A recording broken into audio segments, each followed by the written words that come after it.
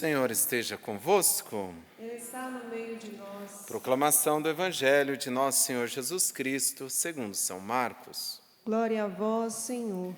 Naquele tempo, Jesus saiu de novo da região de Tiro, passou por Sidônia e continuou até o mar da Galileia, atravessando a região da Decápole.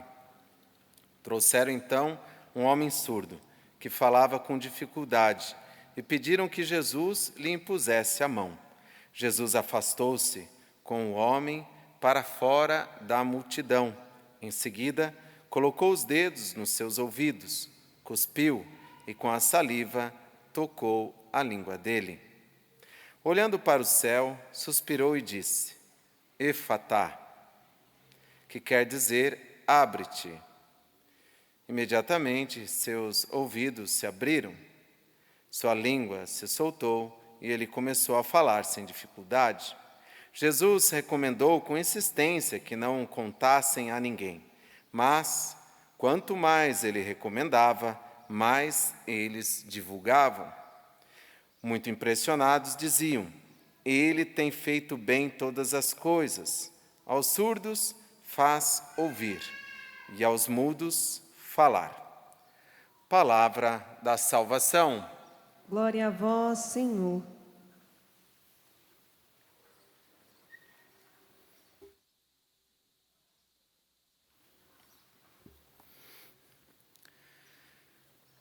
Hoje, na primeira leitura, a liturgia nos apresenta um personagem muito real, que muitos não gostam de falar dele, mas que nós precisamos falar para conhecermos quem é o nosso inimigo. E veja, o nosso único inimigo. Nós devemos ter um único inimigo, somente Ele. Não devemos ter inimigos humanos como pessoas, mas o nosso único inimigo é um ser, que nós vamos falar dele agora.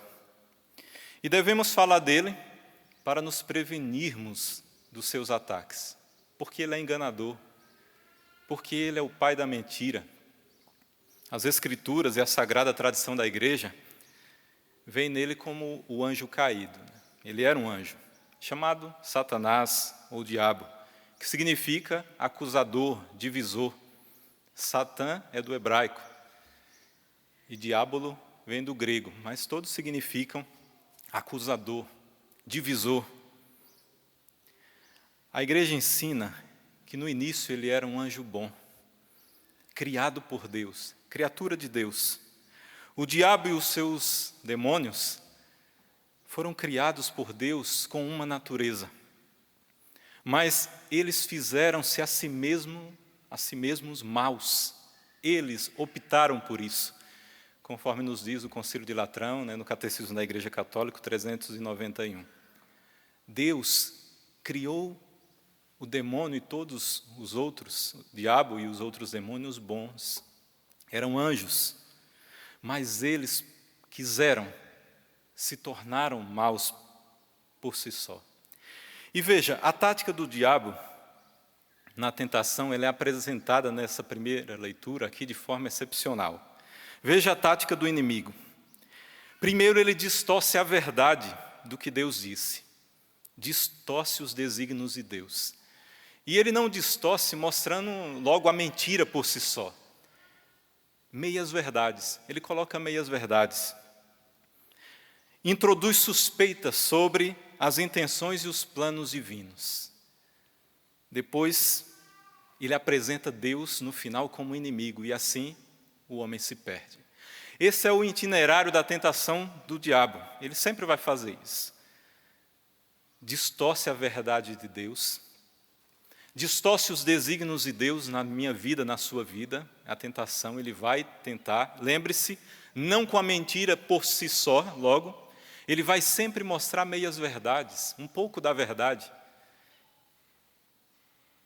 Introduz suspeitas sobre as intenções e os planos de Deus. Daí vai começar a colocar, não é bem assim, faça a sua vontade. Vai colocando empecilhos no plano de Deus para a sua vida. E, finalmente, o objetivo maior dele é colocar nós, a humanidade, olhando para Deus como um inimigo. Como que Deus vai ser contra a minha vontade, que a vontade de Deus vai ser sempre contrária às minhas vontades, os meus desejos, os meus planos, os meus sonhos. Ele sempre aos poucos, enganando, vai colocando como que o plano de Deus é um plano que não vai te trazer a felicidade. E com isso nos leva à perdição. Veja o que ele começa. É verdade que Deus vos disse? É verdade, está vendo? Falando para Eva. É verdade que Deus disse que não deveis comer de nenhum fruto das árvores desse jardim? Ele não coloca logo. E a mulher responde, do fruto das árvores do jardim nós podemos comer, mas não da árvore ali que está no meio do jardim. Deus disse, não comeis dela, nem sequer toques. Do contrário, vós morrereis. E daí ele vem, não é bem assim. Vocês não morrerão. Se vocês comerem, vocês só terão os olhos abertos e aí poderão saber o que é bom e o que não é bom. Vocês saberão a verdade, os seus olhos se abrirão. E daí, veja, a mulher viu que seria bom comer do fruto da árvore, pois era atraente para os olhos, desejável para obter o conhecimento. Até então, ela não tinha se tocado conta disso tudo. Os seus olhos se abriram para o pecado, para a desobediência. Ela começou a ver que o fruto daquela árvore que Deus disse para não comer era atraente aos olhos. Veja, o inimigo nunca vai se aparecer para nós de forma como nós vemos nos filmes, nos desenhos, daquela forma como um monstro horrível. Ele vai se aparentar sempre como um pecado saboroso, delicioso aos nossos olhos, atraente aos nossos olhos. Vai naquela nossa fraqueza, naquela nossa limitação, porque se o pecado fosse horrível, fosse nojento para nós, ninguém buscaria o pecado. E o demônio, ele fala, não morrereis, não, seus olhos serão abertos para o bem e para o mal, vocês serão conhecedores do bem e do mal, serão como deuses. Por isso que Deus não quer que vocês comam. Vocês já viram isso, de outras formas. O mundo, às vezes as pessoas, talvez nós vamos diante de uma pessoa, até de alguém para nos orientar, e a pessoa diz, não, isso não é pecado. Não, isso aí não é pecado, não. Nem pecado venial é. Não se preocupe, isso não é pecado. Não vai te levar à morte. Cuidado, porque o inimigo vai fazer isso. Vai tornar aquilo que é pecado e vai nos enganar para que nós percebamos que aquilo não é pecado. O pecado, pouco a pouco, vai se tornando normal. É isso que nós estamos vendo estampado no nosso mundo de hoje.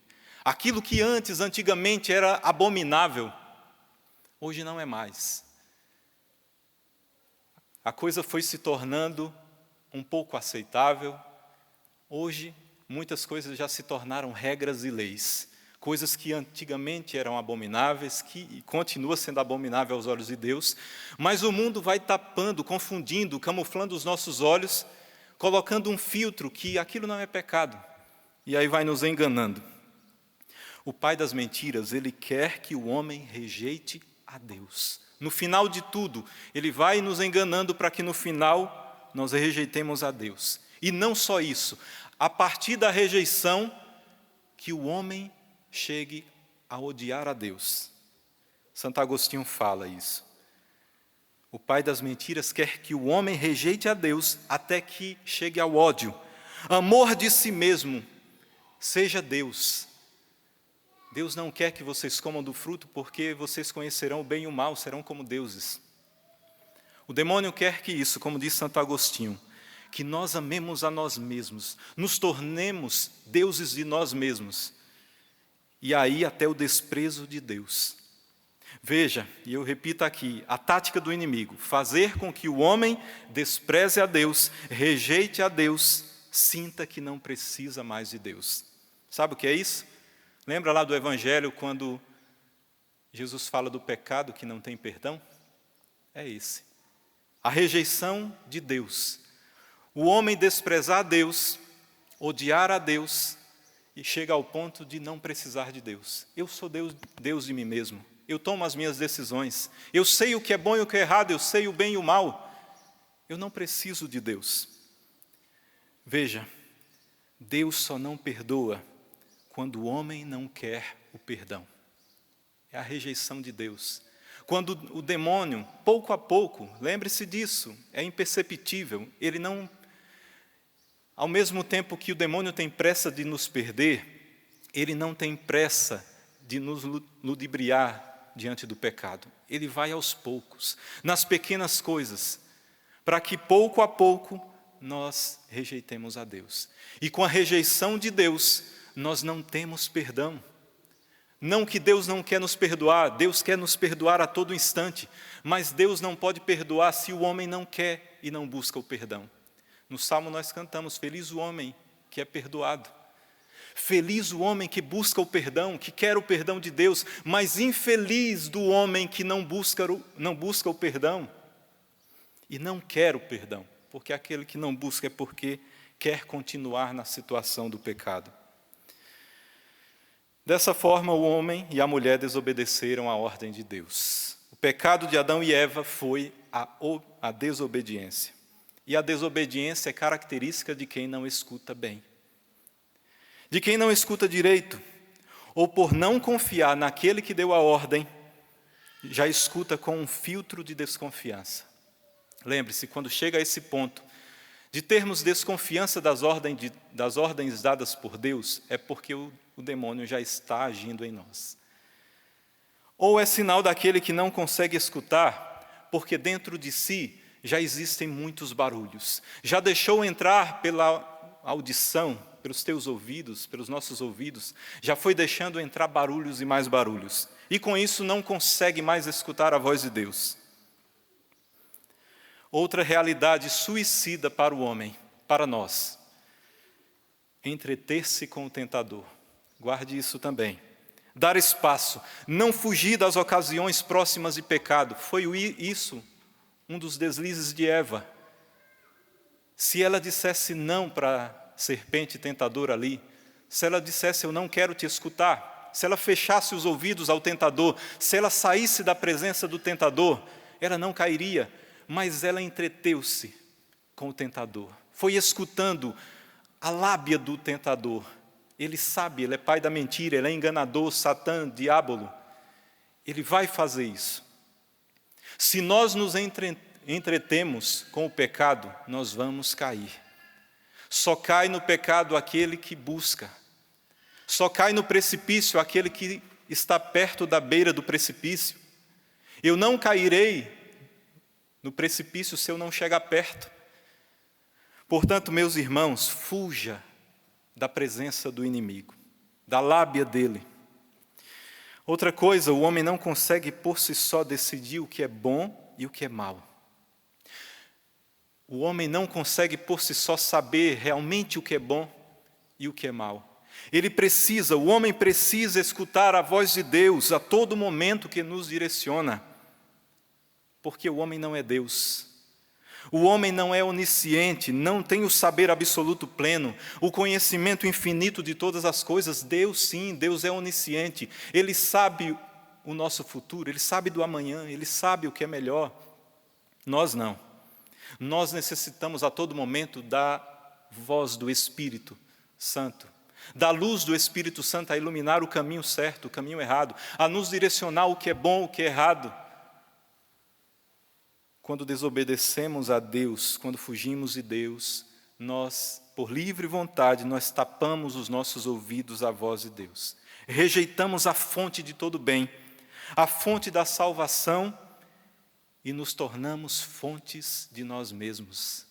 Como eu disse, nos tornamos Deus. Só que aquele que não é guiado por Deus é como um cego que vai guiando a sua vida e vai cair no buraco. E muitas vezes ainda leva outros, cego guiando outros cegos. Quando nos tornamos a fonte de nossas decisões, nós quebramos a cara.